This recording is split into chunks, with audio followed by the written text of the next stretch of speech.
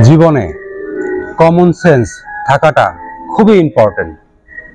Common sense খুবই common একটি শব্দ, কিন্তু আপনি খেয়াল করে দেখেন তো আপনার কমন সেন্স কতটুকু। যেমন মনে করেন একজনকে আমি ফোন দিচ্ছি, প্রথমবার ফোন দিয়েছি সে ধরছে না, তাৎক্ষণিক আরেকবার ফোন দিয়েছি তারপরও সে ধরছে না। এটা কিন্তু কমন সেন্স না, এটা খুবই বাজে একটি অভ্যাস।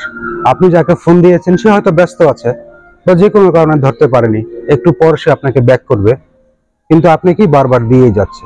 হ্যাঁ, খুব ইমার্জেন্সি হলে আপনি বারবার ফোন দিতে পারেন, সেটা ইম্পর্টেন্ট, তখন আপনি বারবার দিয়ে ট্রাই করতে পারেন। কিন্তু আপনি একবার ফোন দিয়েছেন সে ধরছে না, আবার দিচ্ছেন ধরছে না, এটা কি রে ভাই?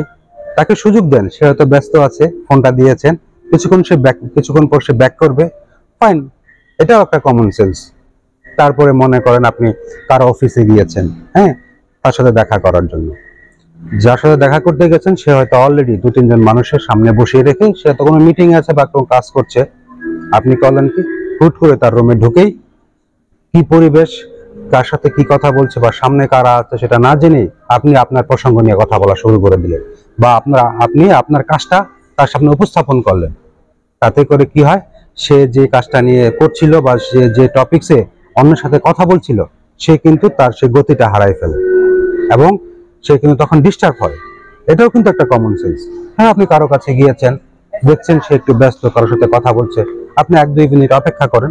সে আপনাকে যখন অ্যাটেনশন দিবে, আপনার দিকে তাকাবে, তখন তার তাকানোর ভঙ্গি দেখে আপনি তাকে জিজ্ঞেস করতে পারেন আপনি কি ফ্রি বা আমি কি এখন কথাটা বলতে পারি। সেটা ভদ্রতা এবং সেটা কমন সেন্স। তারপর মনে করেন আপনি রাস্তায় কোনো বন্ধুর সাথে দেখা হয়ে গেল অনেকদিন পর।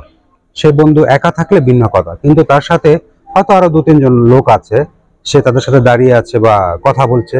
আপনি কি করলেন, সেম একই অবস্থা, হুট করে যে তার গায়ে জড়িয়ে ধরলেন, তাকে একটা বাজে কথা বলে ফেললেন। যখন আপনারা একা থাকেন, নিজেরা থাকেন, পুরানো বন্ধু হিসাবে একটা বাজে কথা বা একটা বন্ধুত্বের খাতিরে, অনেক সময় অনেকে বলে না, মানে একটা বন্ধুত্বের মধ্যেও তো একটা মজার সম্পর্ক আছে, একটা গালি দেওয়ার সম্পর্ক আছে।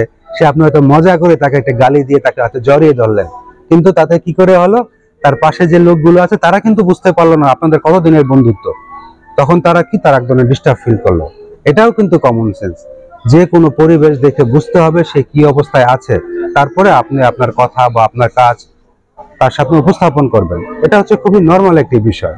এই বিষয়গুলা পালন করা, এরকম ছোট ছোট অনেক ধরনের কমন সেন্সের ব্যাপার আছে যেগুলো আমাদের পালন করলে মানুষের কাছে আমাদের ব্যক্তিত্বটা ঠিক থাকে, হ্যাঁ, এবং আমাদের কাজগুলো তখন স্মুথ হয়ে যায়। আর মানুষ আমাদেরকে অতটা হালকাভাবে নিবে না, তখন তারা আমাদেরকে মনে করবে যে না, সে তো আসলে যে কাজটা আছে নিয়ে এসেছে, তারা আমাদেরকে ইম্পর্টেন্স দেওয়ার চেষ্টা করবে তখন আরো বেশি। মানে ইংরেজিতে একটি কথা কিন্তু আছে যে common sense is not so common